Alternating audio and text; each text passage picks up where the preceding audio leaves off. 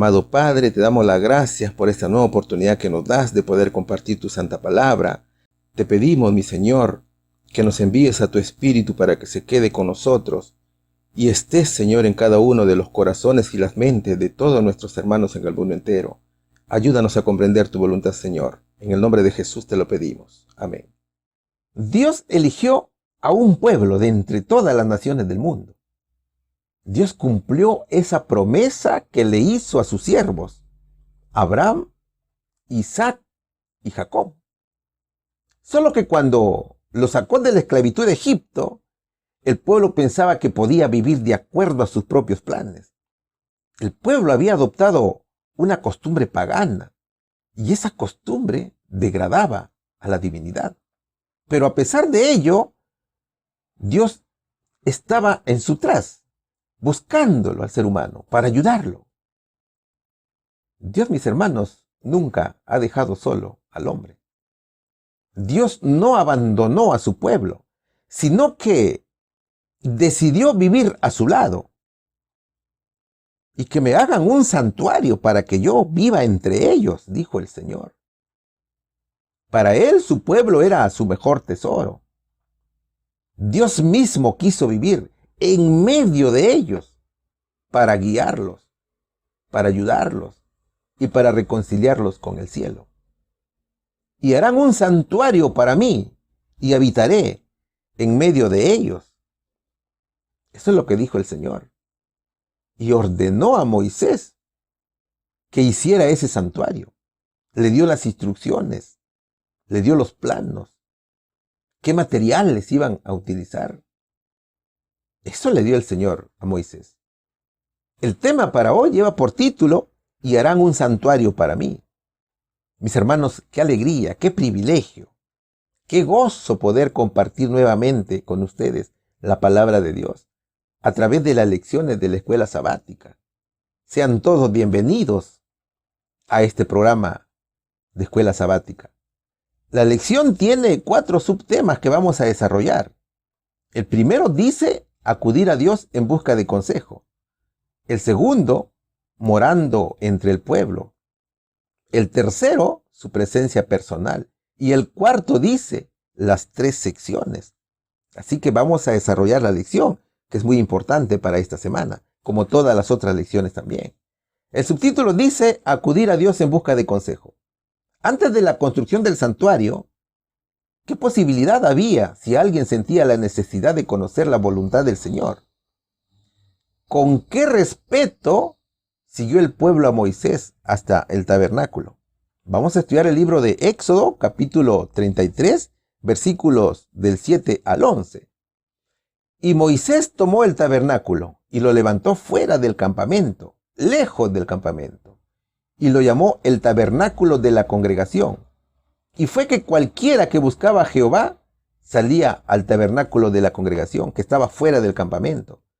Y sucedía que cuando salía Moisés al tabernáculo, todo el pueblo se levantaba y estaba cada cual en pie a la puerta de su tienda, y miraban en pos de Moisés hasta que él entraba en el tabernáculo.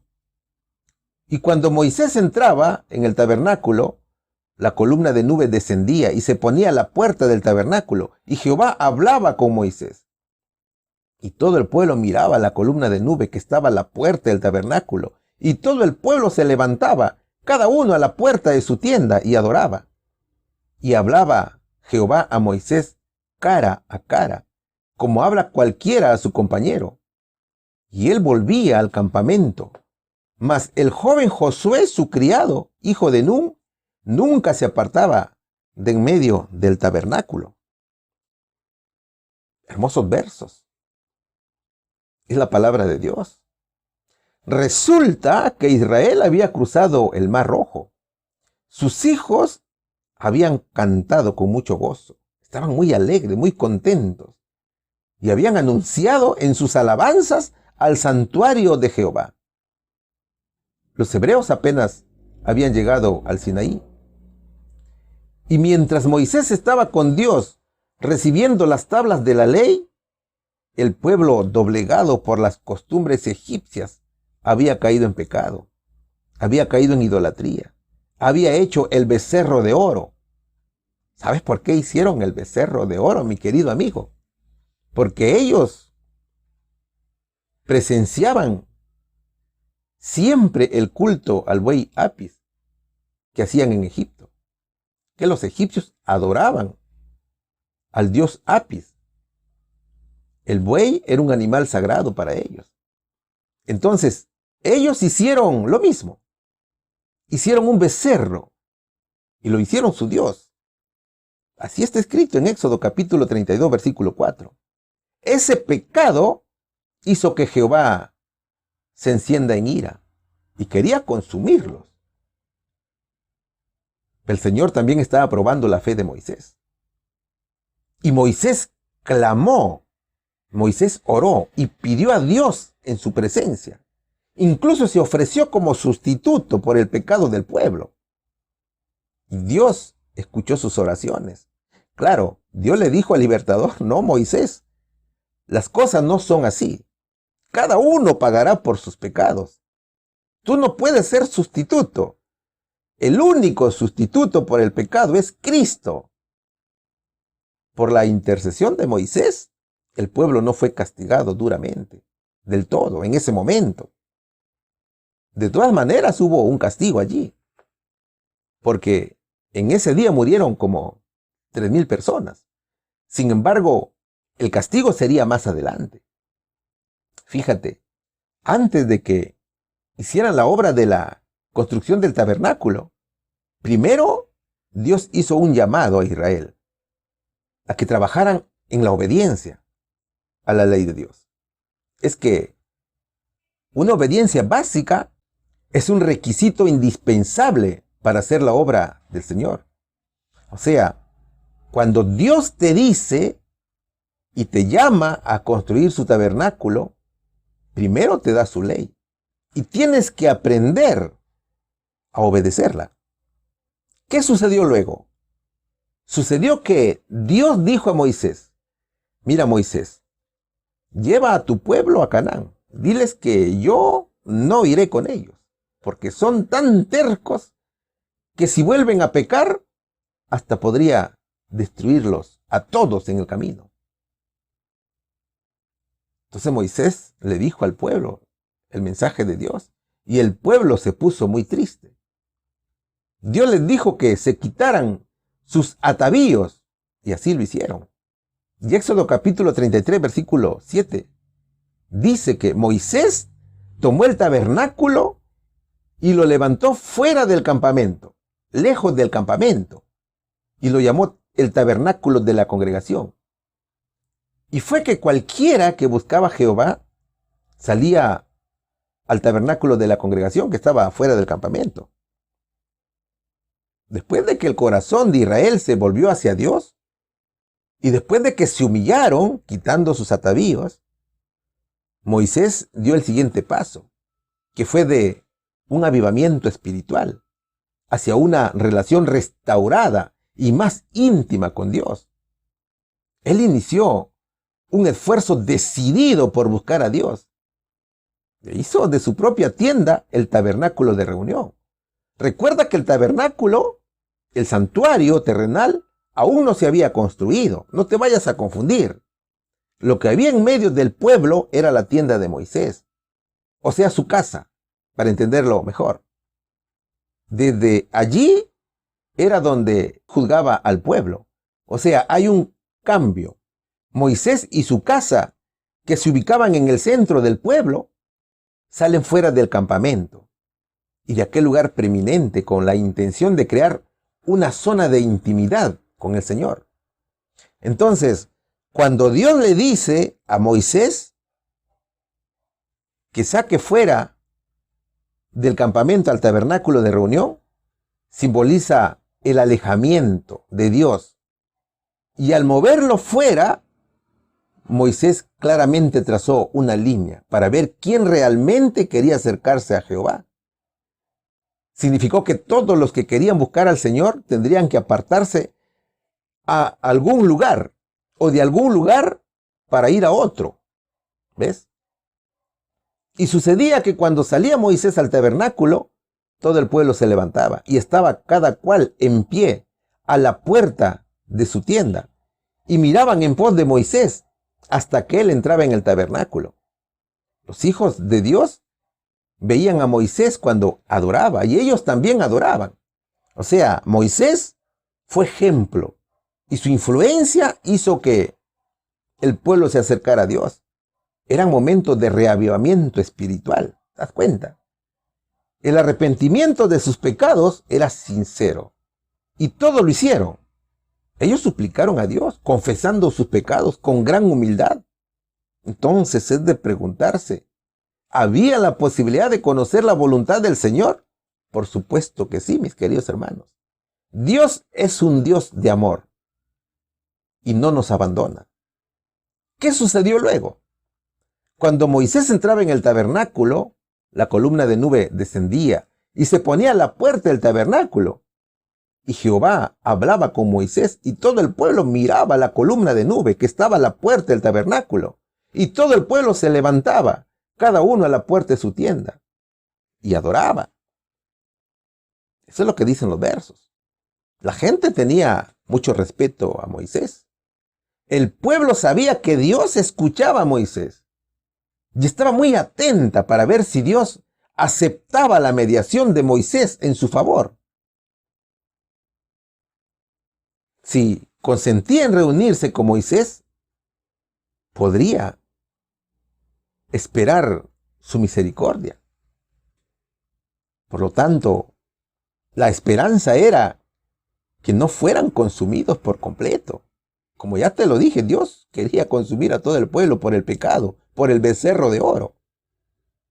Claro, todos oraban y clamaban a Dios y esperaban que la nube llegara hasta el tabernáculo.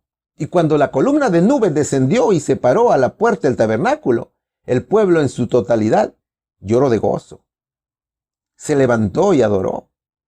Cada uno a la puerta de su tienda. Se inclinaron sobre sus rostros a tierra con humildad. Qué hermoso, ¿verdad? La columna que estaba en la puerta del tabernáculo era señal que Dios estaba escuchando las súplicas de Moisés. Todo el pueblo veía la columna de nube llegar a la tienda de Moisés. Ellos sabían que Moisés adoraba y se encontraba con Dios allí. Esto era un gran consuelo para ellos, de saber que su líder realmente se reunía con Dios y lo escuchaba. Por eso que el verso dice, y hablaba Jehová a Moisés cara a cara, como habla cualquiera a su compañero, y él volvía al campamento, mas el joven Josué, su criado hijo de Nun, nunca se apartaba de en medio del tabernáculo. A Dios nadie lo ha visto jamás, como lo dice Juan capítulo 1, versículo 18, ¿cierto? Moisés era un hombre transformado de corazón, consagrado a Dios. Moisés veía la gloria inexpresable de Dios y escuchaba su voz. El avivamiento personal en la vida de Moisés fue modelo, fue ejemplo para todo Israel, especialmente para su siervo Josué. Cuando Moisés se acercó a Dios, también Josué, hijo de Nun, lo hizo. Y fue tanto el amor de Josué para con Dios que nunca se apartaba de en medio del tabernáculo. ¿Y es un ejemplo para nosotros? Claro, mis hermanos. Nosotros debemos aprender mucho de Josué. Nunca debemos dejar de servir al Señor. Tenemos que tener siempre el deseo de estar cerca de Dios. Usted sabe que el estar cerca de Dios tiene muchas bendiciones. Cerca de Dios hay ánimo, ¿cierto? Entonces mira, a través de Josué, el Señor nos exhorta a nunca apartarnos de Dios. Te presento algunos versos en la cual el Señor nos dice, nunca te apartes. Josué capítulo 1, versículos 7 y 8 dice, nunca se aparte de su palabra. Su palabra es vida, nunca se aparte de servir a Dios, dice Deuteronomio capítulo 5, versículo 32. En Dios hay bendición, nunca se aparte de su iglesia, dice Lucas capítulo 2, versículo 37. Seamos fieles a Cristo, nunca se aparte de suplicar a Dios, orar a Dios, escribió Lucas capítulo 5, versículo 16. Él escucha nuestras súplicas. Nunca se aparte de ganar almas, decía Pablo en 1 Corintios capítulo 9, versículo 16. Porque esa es la misión que Dios nos ha ordenado. Nunca se aparte de Dios después de pecar, decía 1 Samuel capítulo 20. Pidamos perdón y volvamos a sus caminos. Nunca se aparte cuando viene la prueba. Aconseja Job capítulo 1, versículo 21. Por más golpeados que estemos, aferrémonos a Él. Eso fue lo que hizo Josué. ¿Sabes cuál fue la bendición para Josué? La bendición para Josué, hijo de Nun, fue tan grande que Dios lo hizo un tremendo líder. Y fue él quien introdujo a los hijos de Israel a la tierra prometida. Mis hermanos, tengamos una íntima relación con Dios. Nuestro templo es nuestro cuerpo y debe estar apartado de toda maldad y nunca debe apartarse de Dios. No importa las circunstancias en las cuales nos encontremos. Tomemos estos grandes ejemplos de la Biblia. Pregunta número 2. El subtítulo es Morando entre el pueblo. Refiriéndose a la relación del Señor con su pueblo, ¿qué deseo expresó rápidamente? Vamos a estudiar el libro de Éxodo capítulo 29, versículo 45. Y habitaré entre los hijos de Israel y seré su Dios. Primera de Reyes capítulo 6, versículo 13 dice, y habitaré en medio de los hijos de Israel y no abandonaré a mi pueblo Israel. Primera de Corintios capítulo 3, versículos 16 y 17 dice, ¿no sabéis que soy templo de Dios y que el Espíritu de Dios mora en vosotros? Si alguno violara el templo de Dios, Dios destruirá al tal, porque el templo de Dios, el cual sois vosotros, santo es. Dios quiere vivir en medio de su pueblo, porque sabe que sin Él y fuera de Él nada somos. Y eso le dijo al pueblo de Israel. ¿Sabes, mi amigo? Cristo está buscando una relación íntima de amor contigo. Es por eso que quiere habitar entre su pueblo. Es por eso que te busca. Y habitaré entre los hijos de Israel y seré su Dios. Qué bonito, ¿cierto? Fíjate, desde el libro de Génesis hasta el Apocalipsis, observamos a Dios buscando al hombre para salvarlo de ese pecado, de la mortalidad del pecado. O sea, no es que Dios nos haya abandonado, no. Somos nosotros que no queremos escuchar su voz y venir a Él. Dios, a través del tabernáculo, cuyas paredes de oro brillante reflejaban, deseaba que Israel comprendiera su propósito para el alma humana. El tabernáculo fue la manera por la cual un pecador puede acercarse a Dios. El tabernáculo era la morada de Dios entre los hombres. Era un lugar de gracia para el pecador. El hombre no puede ir al cielo con sus pecados, ¿cierto? El tabernáculo es Cristo, morando en medio de su pueblo, y afirma que no quiere dejarnos solos. El mismo Jesús lo reiteró cuando dejó la tierra. He aquí yo estoy con vosotros todos los días hasta el fin del mundo, dijo el Señor, en Mateo capítulo 28, versículo 20. Era el tabernáculo que estará siempre con nosotros. Es por eso que Jesús, o Emmanuel, significa Dios con nosotros, ¿ves? ¿Y para qué quiere Dios morar en medio de nosotros? El Señor quiere morar en medio de nosotros para que vivamos en libertad, para protegernos, para que no estemos sujetos al yugo de la esclavitud, como lo dice Gálatas capítulo 5, versículo 1. ¿Para qué más? Para ganar las batallas por medio de Él. Como lo escribe 1 Corintios capítulo 15, versículo 57. Para que vivamos bajo la protección de Dios. Para que no nos perdamos. Y para que vivamos eternamente. Y por muchas otras razones más. 1 Corintios capítulo 3, versículo 16 dice, ¿no sabéis que soy templo de Dios y que el Espíritu de Dios mora en vosotros? El mismo Dios que salvó a Israel de la esclavitud de Egipto y su morada era una tienda desarmable, es el que promete vivir en cada uno de nosotros. Es Jesús quien te busca porque quiere vivir en tu corazón y en tu mente. ¿Sabes, mi amigo? Usted que ve por primera vez este programa, vemos cómo el ser humano día a día destruye su propio cuerpo, con tatuajes, con drogas, con alcohol. Incluso dicen, este cuerpo es mío, y yo puedo hacer con él lo que quiera. ¿Cierto? Eso es lo que dice mucha gente. Pero ¿será verdad eso? El verso dice que Jesús te busca porque quiere cambiar tu vida y quiere construir su templo en tu propio cuerpo. ¿Por qué quiere vivir el Señor en medio de ti, en medio de tu corazón? Jesús quiere construir su trono dentro de ti. Jesús quiere que tú seas el tabernáculo para Él poder morar dentro de ti. ¿Sabes para qué? Para establecer su reino eterno y guiar tu vida. A veces pensamos que el templo solo era físico, pero no es así.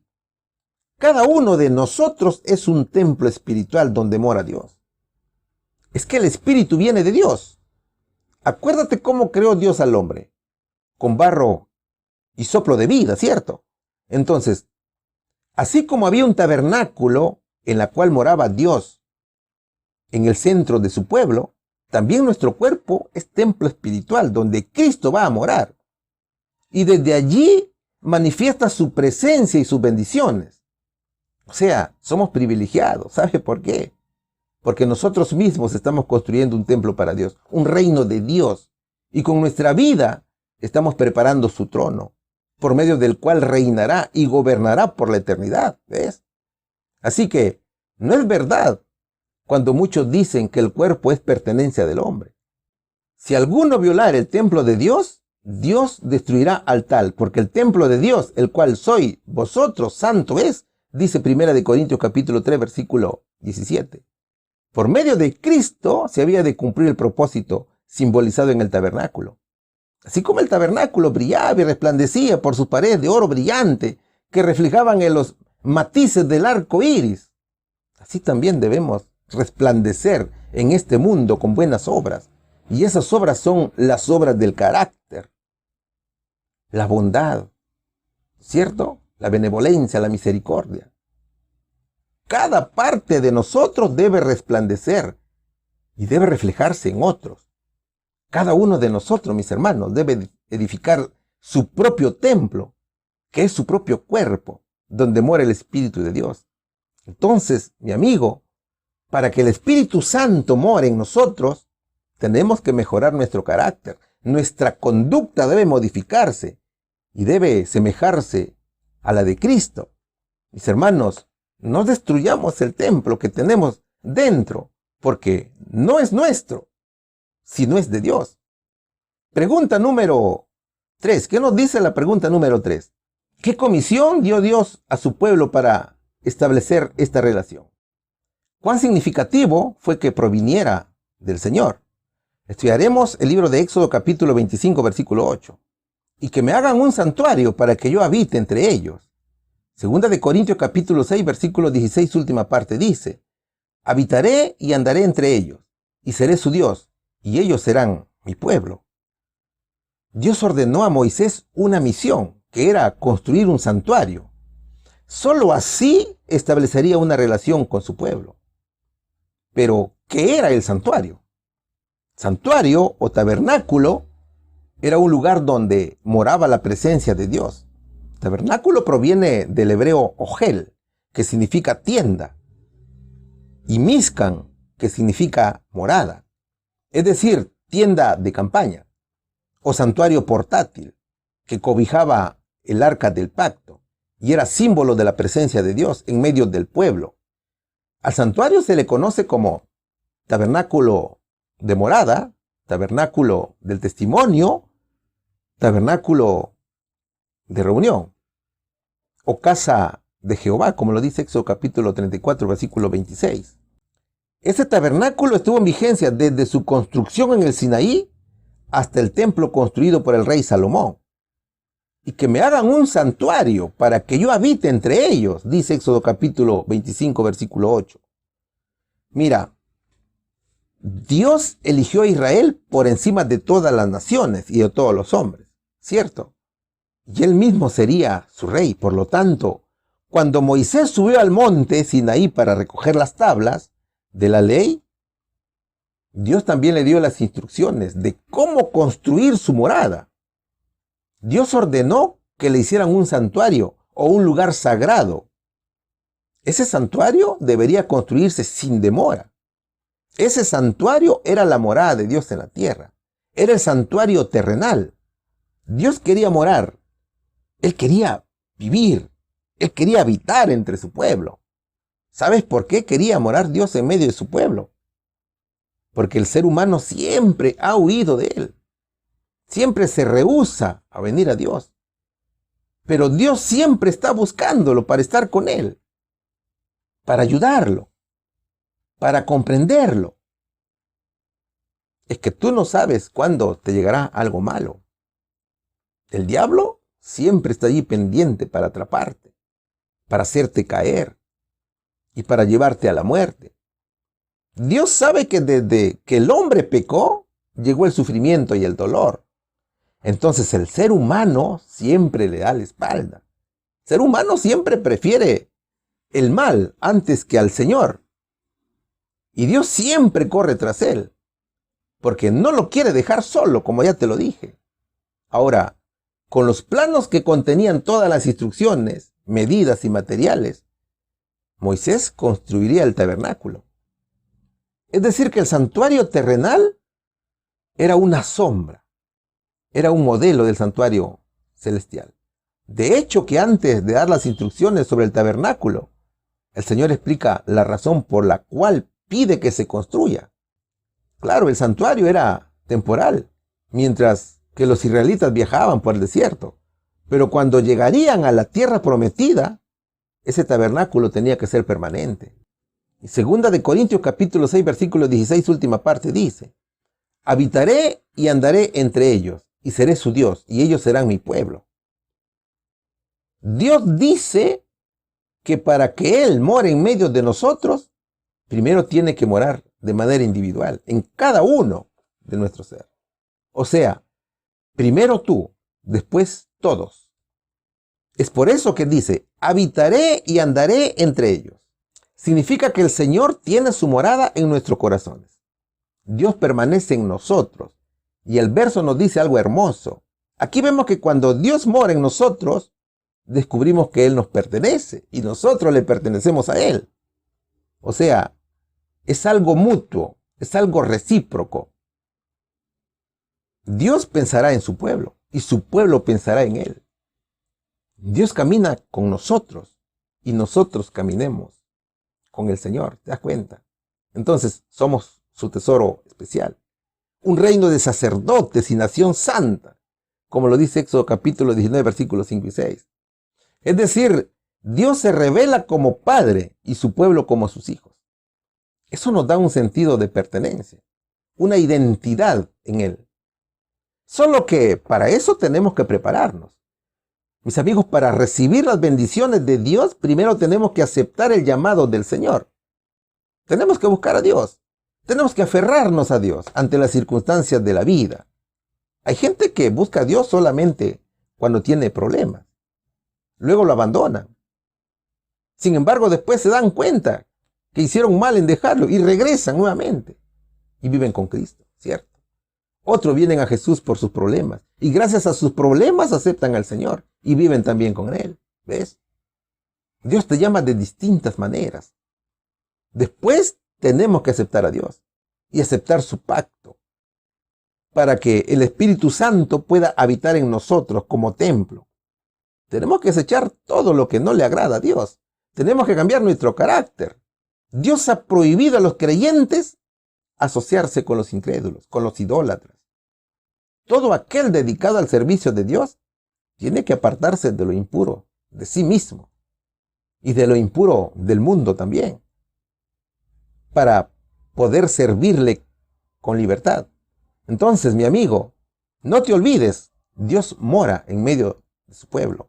Y hoy Dios sigue morando en medio de su pueblo. Lo importante aquí es que las cosas celestiales son entendidas a través de las cosas terrenales, El tabernáculo es una ilustración de algo mucho mayor. Es la morada de Dios en el cielo. Vamos a la pregunta número 4. El subtítulo dice su presencia personal. ¿Cómo habitó el Señor entre los hombres, además del santuario en el desierto? El libro de San Juan, capítulo 1, versículo 14 dice, y el Verbo fue hecho carne, y habitó entre nosotros, y vimos su gloria, gloria como el del unigénito del Padre, lleno de gracia y de verdad. El apóstol Juan presenta de una manera extraordinaria al Señor Jesús. El verso presenta dos palabras importantes, verbo y carne. Verbo que proviene del griego logos, que significa palabra o mensaje, y carne que proviene del griego sarx. El versículo entonces nos dice que el verbo logos fue hecho carne o sarx. El mensaje sería que Dios se hizo hombre en Cristo, ¿cierto? Juan está presentando a Jesús con un término con el cual tanto judíos como gentiles estaban familiarizados. Si vemos el verso 1 del mismo capítulo de Juan, encontramos que en el principio era el verbo, y el verbo era con Dios, y el verbo era Dios. ¿Cuál principio? La eternidad. El Señor es eterno. Pero ahora vamos a ver que el verbo dejó su lugar privilegiado al lado del Padre y quiso humillarse para vivir entre nosotros. Jesús era el verbo, quien se manifiesta como yo soy. Cristo le dijo a Abraham, yo soy Jehová. Luego le dice, yo soy el que soy. Después le dijo a Moisés, yo soy Jehová. Y cuando se hizo hombre, fue Jesús, el Salvador, Emmanuel, el gran pastor, etc. En el Nuevo Testamento el Señor seguía diciendo, yo soy. Observa estos versos. El Señor decía, yo soy el pan de la vida. Yo soy la luz del mundo. Yo soy la puerta de las ovejas. Yo soy el buen pastor. Yo soy la resurrección y la vida. Yo soy el camino y la verdad y la vida. Yo soy la vid verdadera. Incluso cuando lo arrestaron, el Señor preguntó, ¿a quién buscan? A Jesús le dijeron. ¿Qué dijo el Señor? Yo soy. Entonces, era Jesús quien estaba con su pueblo desde el principio, en que el hombre fue creado. ¿Te das cuenta? Jesús es el verdadero tabernáculo de Dios. Él es el punto de encuentro entre el hombre y Dios. En Cristo, la familia de la tierra y la familia del cielo están ligadas. Qué bonito, ¿no? Jesús era el verbo, quien moraba en el tabernáculo y habitaba entre su pueblo. Allí estaba Cristo, durante todas sus penosas peregrinaciones en el desierto. El símbolo de su presencia estaba allí. ¿Sabes para qué moraba Cristo en el santuario? Porque quería que nos familiaricemos con su vida y su carácter divino, para que cuando se hiciera carne, lo recibiéramos como nuestro Salvador y Rey. Solo que no comprendimos cuál era ese mensaje. Sin embargo, llegaría la hora que Cristo habitara personalmente entre nosotros. Juan, el apóstol amado, haría una declaración extraordinaria a todo el mundo. Él presentaría a Jesús diciendo, el verbo fue hecho carne y habitó entre nosotros y vimos su gloria, gloria como del unigénito del Padre, lleno de gracia y de verdad. Juan declaraba la presencia de Jesús de manera personal, humana. Él vino para estar en medio de su pueblo. Era el tabernáculo en persona. Juan escribía de una manera muy didáctica, tanto para gentiles como para judíos. A los griegos o gentiles, porque no conocían a Dios. Para los griegos, sus dioses como Zeus y otros, solo eran superhombres, nada comparado con el verbo o el logos que ellos conocían.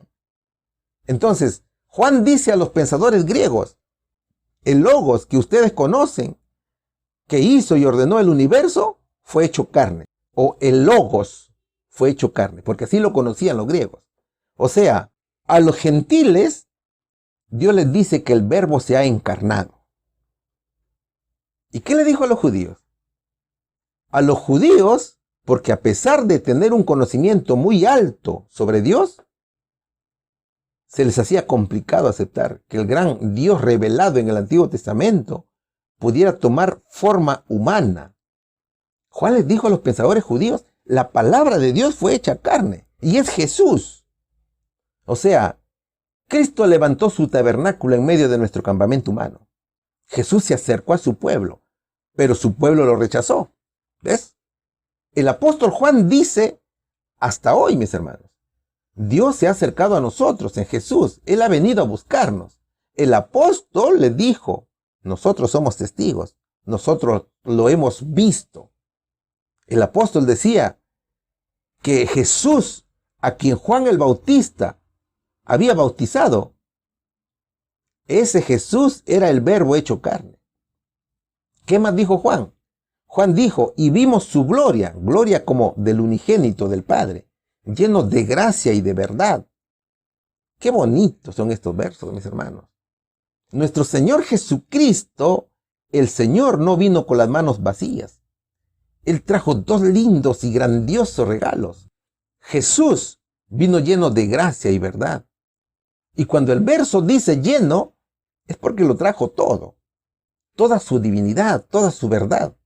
Entonces, la expresión más general de la gran verdad es que aquel verbo que existía desde la eternidad se encarnó en el vientre de una mujer para nacer como hombre de carne y hueso, como usted y como yo.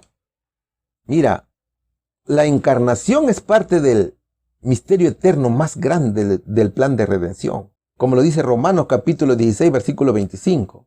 En la encarnación, Jesús no perdió su divinidad y tampoco perdió su humanidad con la resurrección. Jesús fue totalmente divino y totalmente humano. Dios y hombre al mismo tiempo. Él no era dos personas, no, sino que tenía dos naturalezas dentro de una persona. La unión de la naturaleza divina con la humana es una de las verdades más preciosas y más misteriosas del plan de redención. De ella habla el apóstol Pablo en primera de Timoteo, capítulo 3, versículo 16, cuando dice, indiscutiblemente grande es el misterio de la piedad. Dios ha sido manifestado en carne.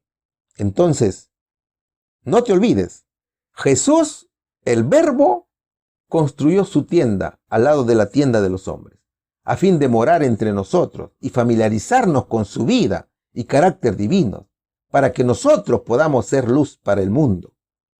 Su presencia en el mundo fue personal, mis queridos hermanos. Vamos a la pregunta número 5. ¿Cómo supieron los artesanos cómo hacer el diseño y los objetos del tabernáculo? ¿Qué implica un modelo? Éxodo capítulo 25, versículos 9 y 40, y también capítulo 39, versículo 42 dicen, conforme a todo lo que yo te muestre, el diseño del tabernáculo y el diseño de todos sus utensilios, así lo haréis. Y mira y hazlos conforme a su modelo, que te ha sido mostrado en el monte. En conformidad a todas las cosas que Jehová había mandado a Moisés, así hicieron los hijos de Israel, toda la obra. Moisés, mis hermanos, tuvo ese gran privilegio de ver en visión el santuario celestial, ya que de acuerdo al santuario del cielo se haría el santuario terrenal. Dios mostró el modelo del santuario en el monte, en ocasión de la promulgación de la ley en el Sinaí. Jesús era el Verbo, y después se haría carne, ¿cierto? Muy bien. Pero, ¿cuántos santuarios encontramos en la Biblia? Existen dos santuarios, el santuario terrenal y el santuario celestial. El santuario terrenal era una sombra del santuario celestial. Era una figura o una imagen de las cosas celestiales. Era un modelo de lo que existía en el santuario celestial. Allí se revelaba todo el plan de salvación y también la muerte de Jesús. Ese tabernáculo estuvo 1500 años aproximadamente en la tierra. Y durante ese tiempo, Dios educó a su pueblo. les mostró su plan a través de las fiestas, de los sacrificios, de las ceremonias. O sea, les mostró el plan completo. El problema fue que los judíos se aferraron tanto a las tradiciones y ceremonias que cuando vino el verdadero Cordero lo rechazaron. Ellos se aferraron a lo que no debían. Confundieron la sombra con la realidad. El santuario como estructura y el ministerio de los sacerdotes en el santuario, todo apuntaba al ministerio de Cristo. Y el otro santuario que encontramos en la Biblia es el santuario celestial, que es el verdadero y está en el cielo, donde vive nuestro Señor Jesucristo. Fíjate, cuando Jesús fue al cielo, que fue a partir del año 31, estaba en el lugar santo del verdadero santuario. Y Apocalipsis, capítulo 1, versículos 12 y 13, registra que el apóstol Juan vio que Cristo se paseaba en el candelabro de oro, o sea, en el lugar santo, para hacer la obra de intercesión y perdón para la humanidad. El Señor estuvo allí hasta el año 1844, donde luego pasó al lugar santísimo. Conforme a todo lo que yo te muestre, el diseño del tabernáculo y el diseño de todos los utensilios, así lo haréis. Y mira y hazlo conforme a su modelo que te ha sido mostrado en el monte. Todo lo que haría Moisés eran representaciones de las cosas celestiales. Los sacrificios, las ofrendas, el sacerdocio, entre otros. O sea, era una sombra de lo que llegaría después. ¿Y cuánto medía el santuario terrenal? El santuario no era tan grande, medía 6 metros de ancho por 20 metros de largo. Una de las características que tenía el santuario era que tenías que ser armado y desarmado conforme avanzaban a la tierra prometida. ¿Y quiénes cumplían esa función de armar y desarmar el santuario? Eran los levitas. ¿Qué madera se utilizó allí? Era acacia. Así lo registra Éxodo capítulo 25, versículo 10. Es que la madera de acacia era resistente para el traslado del santuario. ¿Cómo eran las paredes? Es interesante ver cómo eran las paredes. Las paredes estaban construidas de tablas con encajes de plata, sostenidas por columnas que eran cubiertas con oro, mientras que las cortinas venían de menos a más. Es decir, que las de afuera eran más resistentes y durables y servían para proteger el santuario, mientras que las que estaban adentro eran las más finas. Es por eso que el santuario tenía por dentro cortinas de lino fino, de lino torcido, azul, púrpura y carmesí. Habían 2 juegos de cortinas que cubrían todo el santuario, pero también habían 2 cortinas que fueron diseñadas y elaboradas de manera diferente. Una que estaba a la entrada del lugar santo y la otra que era para el lugar santísimo. El santuario era una carpa móvil que tenía 2 compartimientos y 3 escenarios o 3 partes. El patio, el lugar santo, que a su entrada tenía una cortina, y el lugar santísimo, que también se compartía con una cortina. Fíjate, la gente solo llegaba al atrio o al patio. Era el sacerdote quien ingresaba al lugar santo todos los días y realizaba 2 holocaustos a favor del pueblo, mientras que el sumo sacerdote ingresaba al lugar santísimo una vez al año. ¡Qué majestuosidad y qué detalles que dio el Señor a Moisés para construir el santuario! Pero nos preguntamos a veces, ¿y con qué recursos se construyó el santuario? Mira, el verso 2 de Éxodo 25 nos da la respuesta. Dice que para la construcción del tabernáculo se iban a necesitar materiales. Y Dios pidió al pueblo que dieran una ofrenda. Pero pon atención aquí. ¿Cómo eran estas ofrendas? Estas ofrendas eran pero muy voluntarias. Eran estrictamente voluntarias. El Señor, mis hermanos, no nos pide nada que no sea de nuestra propia voluntad. Ahora, es de preguntarse, ¿cómo es que los israelitas recién liberados de la esclavitud tenían que dar la ofrenda si estaban en peregrinación y no trabajaban? Resulta que cuando Dios te pide algo, es porque Él mismo lo provee. Y es que Cristo ya había pensado en esto desde tiempo atrás. Es por eso que cuando salieron de Egipto, instruyó a su pueblo para que le pidieran a los egipcios bienes materiales. Y fueron estos bienes que entregaron como ofrenda. Así está escrito en Éxodo capítulo 12, versículos del 35 al 36.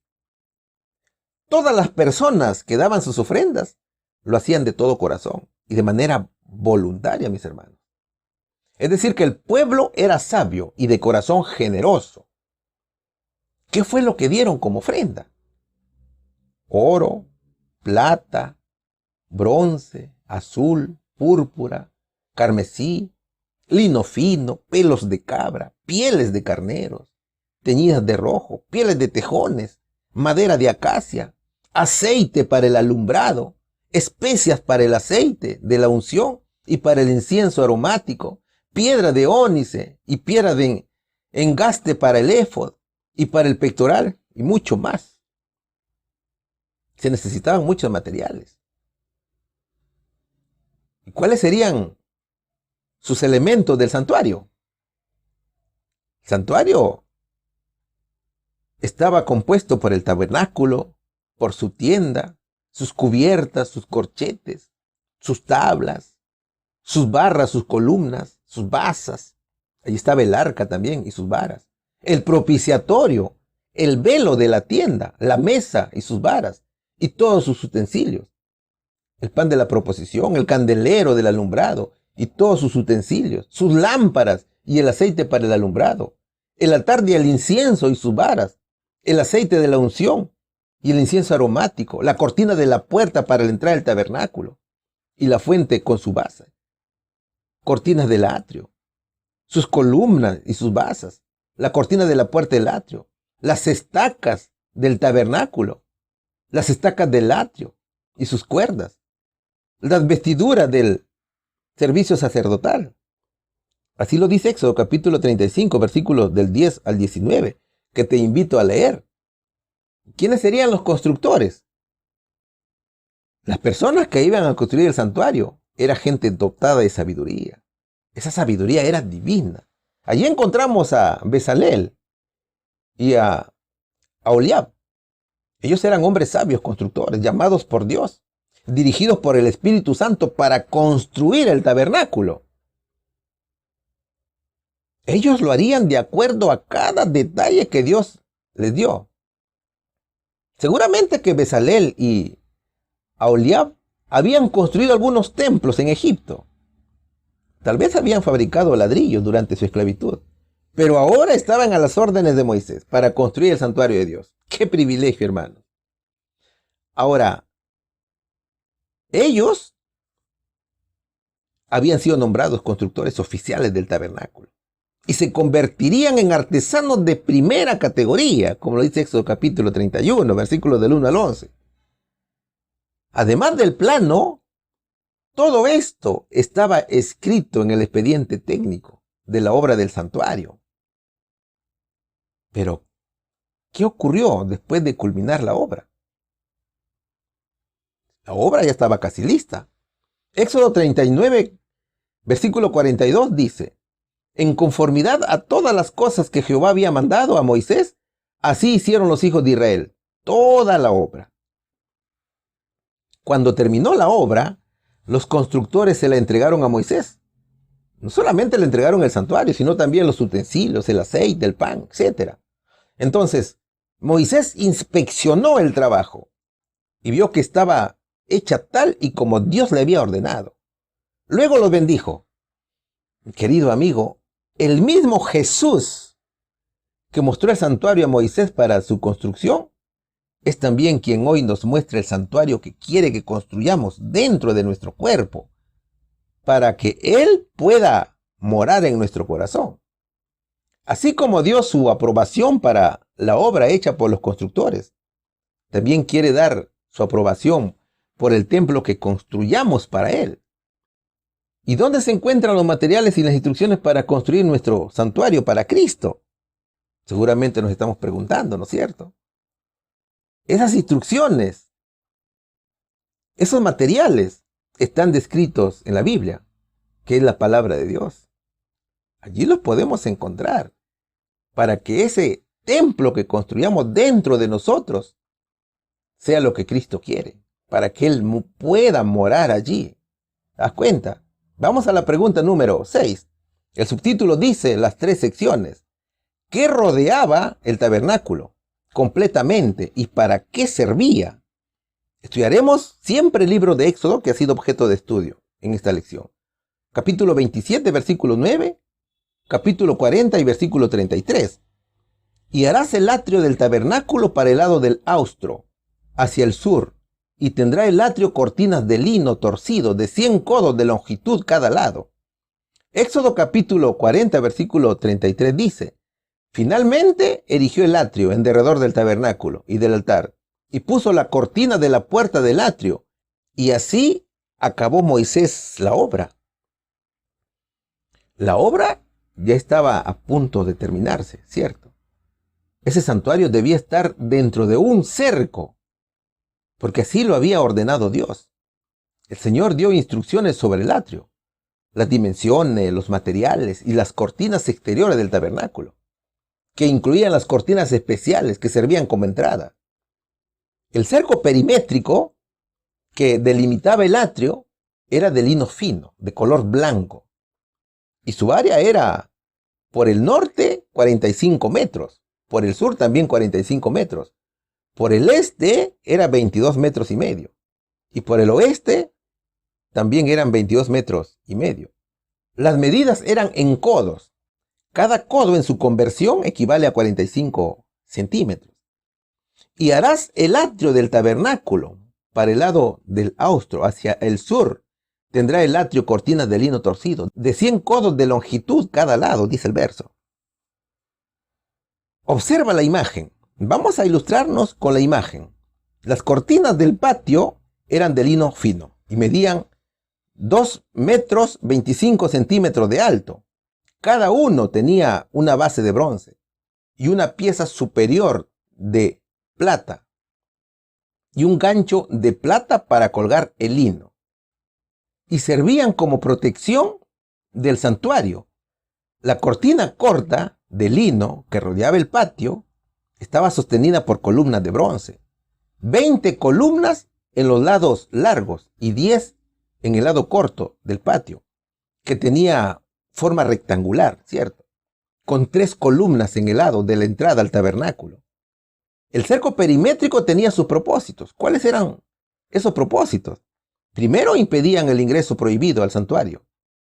Segundo, porque protegía de los animales.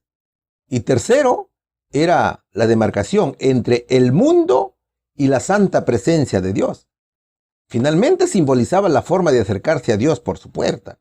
O sea, estas cortinas nos recuerdan que estamos separados de Dios a causa de nuestros pecados. Esto lo encontramos en Isaías capítulo 59, versículo 2 y Romanos capítulo 3, versículo 23. En la puerta del tabernáculo había una cortina de 9 metros, de color azul, púrpura y carmesí, y lino torcido. Esos colores representaban al Mesías. Jesús es el Rey, divino y puro, que dio su vida y sangre para hacer justicia por nosotros.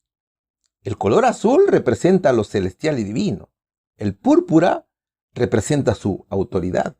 El rojo, la sangre derramada en la cruz. Y el blanco, la pureza y justicia. La puerta estaba hecha de cortinas y estaban sostenidas por columnas de madera con base de bronce y adornos de plata. La puerta estaba asegurada a las columnas con unos ganchos de oro.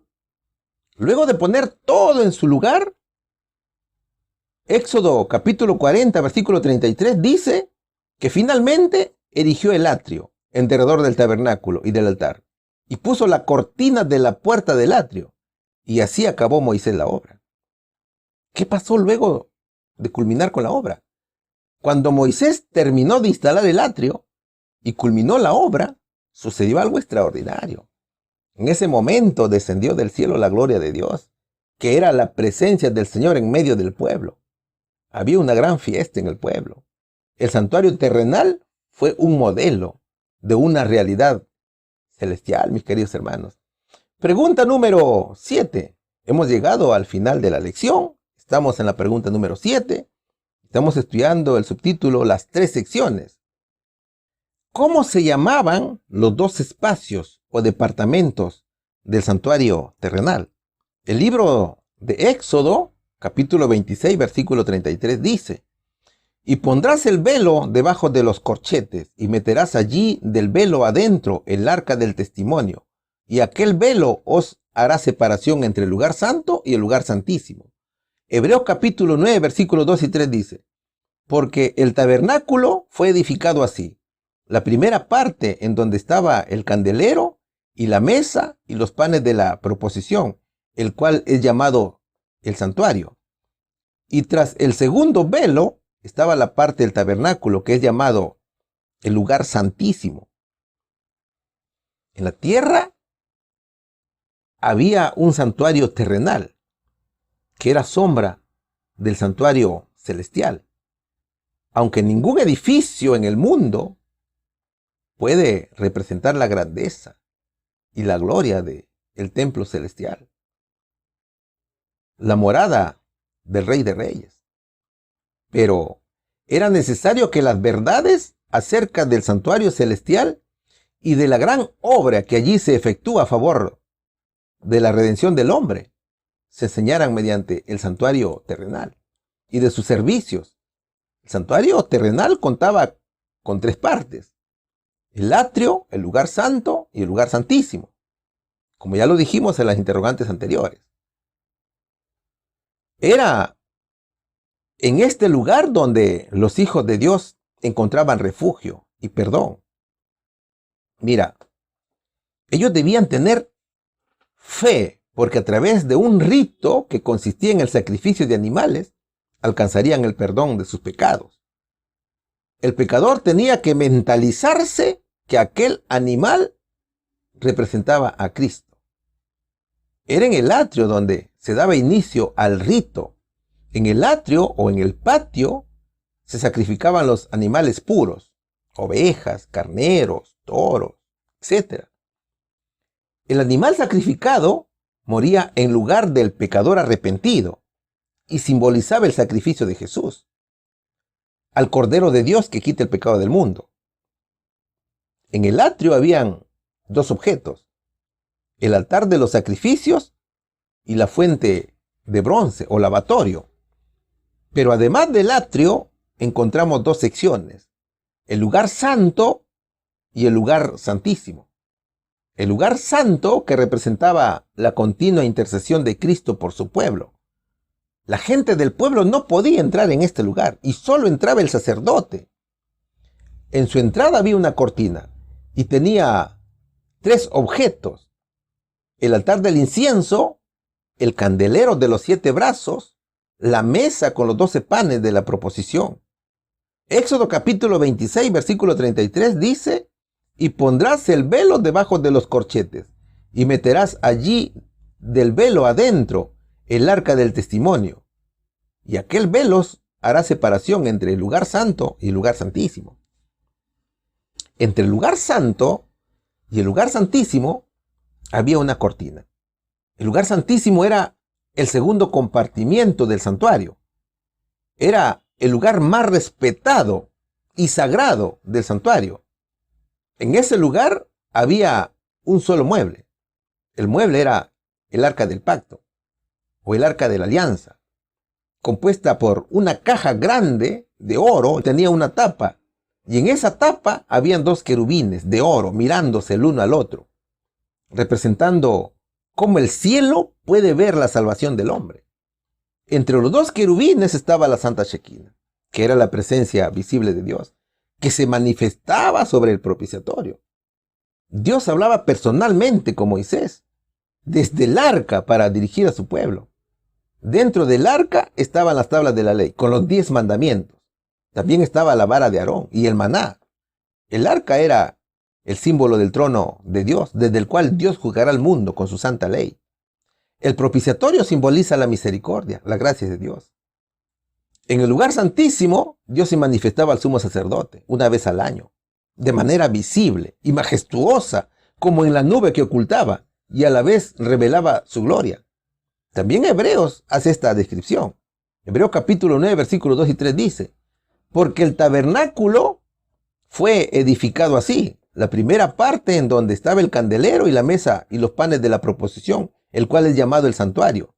Y tras el segundo velo estaba la parte del tabernáculo, que es llamado el lugar santísimo.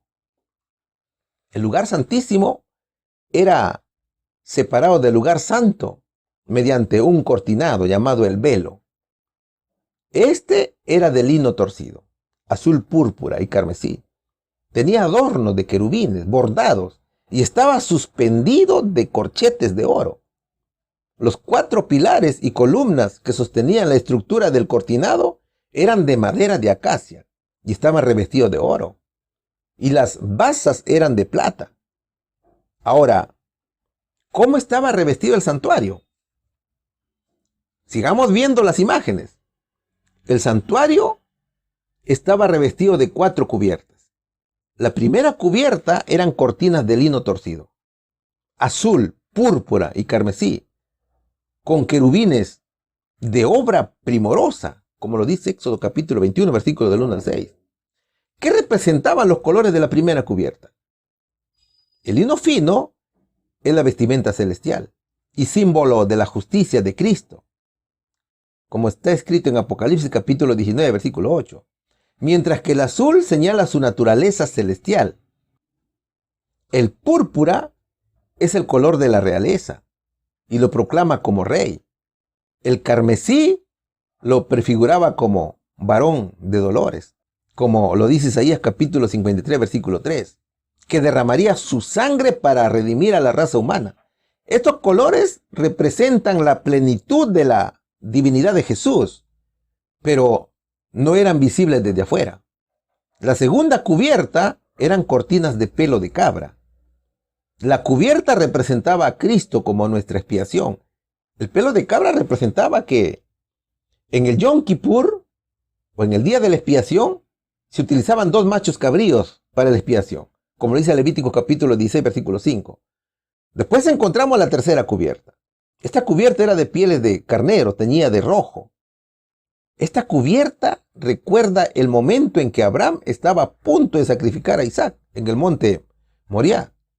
Es allí donde Dios provee el cordero para el holocausto. El carnero representa la provisión que Dios hizo al dar a Jesús en sustitución de la raza caída. Las pieles teñidas de rojo nos recuerdan que en Jesús tenemos redención por su sangre, el perdón de los pecados, según la riqueza de su gracia. ¿Ves? Como dice Efesios capítulo 1, versículo 7. Finalmente tenemos la cuarta cubierta. Esta cubierta era de pieles de tejones. Así está escrito en Éxodo capítulo 26, versículo 14. Y no era una cubierta hermosa, no, sino que era todo lo contrario. Era una cubierta de protección resistente a todo tipo de agresiones externas. Esta cubierta no era ostentosa ni atractiva. Tampoco tenía por qué serlo, ¿cierto? Es que en el interior del santuario, como todo lo que contenía era precioso y de gran valor, se tenía que proteger de esa manera. O sea, esa cubierta no deja percibir la gloria que contiene el santuario en su interior. ¿Y qué representa esta cubierta? Esta cubierta tiene 2 simbolizaciones. Primero simboliza a Jesús. Isaías dijo en sus profecías: no hay parecer en él, ni hermosura. Le veremos, más sin atractivo para que le deseemos. Así dice Isaías capítulo 53, versículo 2. Y segundo, las pieles de un animal inmundo envolviendo al santuario representa a Cristo en su encarnación, aunque adoptó la naturaleza humana degradada por 4000 años de pecado. En él habita corporalmente toda la plenitud de la deidad, como le dice Colosenses capítulo 2, versículo 9. Mi querido hermano, todo simboliza a Jesús. El atrio simboliza a la tierra, que fue donde murió Cristo. El altar del holocausto representaba la cruz donde fue clavado Jesús. El lugar santo representaba la continua intercesión del Señor por su pueblo. Y el lugar santísimo, que era el lugar más respetado, más sagrado del santuario, figuraba la presencia de Dios en la tierra. En este lugar había un solo mueble, que era el arca del pacto. Mis hermanos, a pesar del pecado, Dios nunca dejó solo al ser humano. Dios tenía planificado un plan de redención que él mismo llevaría a cabo. Dios dio a Moisés su ley para que su pueblo le obedezca, para que caminara de acuerdo con ella. Es que acudir a Dios en busca de consejo era y es el mejor acto que nosotros debemos hacer. Solo que cuando Israel hizo el becerro de oro, el Señor se apartó de ellos y le dijo a Moisés que sacara su tienda fuera del campamento. Claro, Moisés quería tener una comunión más íntima con Dios. Él iniciaría un reavivamiento espiritual en el pueblo. Moisés obedeció la voz de Dios y Josué estaba con él. Josué no se apartaba del tabernáculo, mientras el resto del pueblo arrepentido lo miraba y adoraba a Dios desde la puerta de sus tiendas. Con mucho respeto y reverencia, Dios perdonó el pecado de su pueblo y dio a Moisés instrucciones para que le construya un santuario. Cristo quería morar entre su pueblo. El mismo Jesús buscó al hombre porque sabía que él huía del Señor. Habitaré y andaré entre ellos, y seré su Dios, y ellos serán mi pueblo, dijo el Señor. Construido el santuario, la presencia de Dios se manifestaba en el lugar santísimo. Todo lo que allí había era una sombra de lo que vendría después. ¿Sabes qué vino después? Aquel verbo que era Dios vino de manera personal a la tierra. Su presencia era personal. Y el verbo se hizo carne y habitó entre nosotros, lleno de gracia y de verdad. Jesús era el verbo, que no vino con las manos vacías, sino que vino con las manos llenas de hermosos regalos. Esos regalos fueron su gracia y su verdad.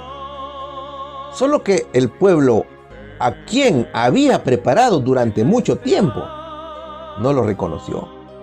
Entonces fíjate, ese santuario que simbolizaba a Cristo tenía 3 secciones: el atrio o el patio, el lugar santo y el lugar santísimo. El atrio, que simbolizaba a la tierra donde Jesús fue crucificado. El lugar santo, que simbolizaba la continua intercesión de Cristo por su pueblo. Y el lugar santísimo, que era el lugar más respetado y sagrado del santuario. Allí figuraba la presencia de Dios en la tierra. En este lugar había un solo mueble. Era el arca del pacto. Querido amigo, Cristo te está buscando y te está llamando porque quiere darte su gracia y quiere darte su verdad. Y también te ofrece la vida eterna. Acude a Él y vive con Él, mi querido amigo. No lo rechaces. Venga nuestro Señor Jesucristo. Un feliz sábado, mis queridos hermanos. Que la paz de Dios esté siempre con vosotros. Que Dios los bendiga grandemente. En el nombre de Jesús. Amén. Gracias, poderoso Dios, por esta oportunidad que nos diste de poder compartir tu santa palabra. Guarda en cada uno de nuestros corazones y en cada una de nuestras mentes lo que hemos aprendido el día de hoy. Bendice a todos los hermanos en el mundo entero que están, Señor, predicando tu santa palabra y que estamos, Señor, esperándote en tu segunda venida. Gracias, Padre, te damos en el nombre de Jesús. Amén.